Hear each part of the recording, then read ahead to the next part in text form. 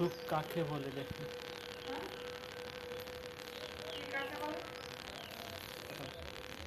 সে সকালবেলা মাঠে ঘুরে ঘুরে খেয়ে এসে মানে এই তপ্ত দুপুরবেলায় সে যে ঘরের সামনে গাছের ছায়ায় শুয়ে একদম যাওয়ার কাটতেছে। কীভাবে যাওয়ার কাটতেছে দেখেন। সুখ শুধু মানুষের জীবনেই না, সুখ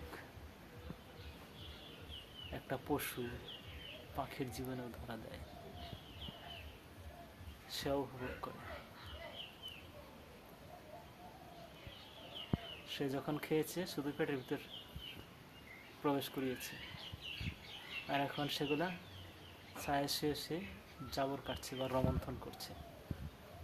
এই রমন্থন থেকে অনেক কিছু শেখার আছে।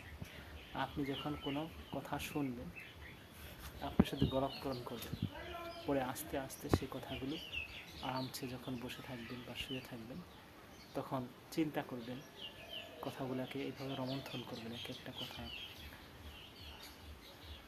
রিপিট করবেন মনের মধ্যে এবং সেটা রিসার্চ করবেন।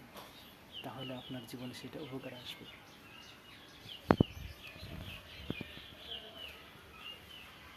ঠিক তেমন যেমন সে ঘাস খেয়েছে, সে ঘাসগুলো আবার নতুন করে চিবিয়ে খাচ্ছে, যা তার শরীরের উপকার আসবে।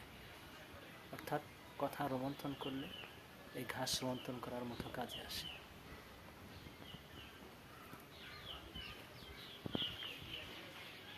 শিক্ষা কখন কোথা থেকে পাওয়া যায় এটা বলা যাবে না, তাই না গো? একটা মরা পাতা থেকেও আপনি শিক্ষা পেতে পারেন, বুঝতে হবে আপনাকে।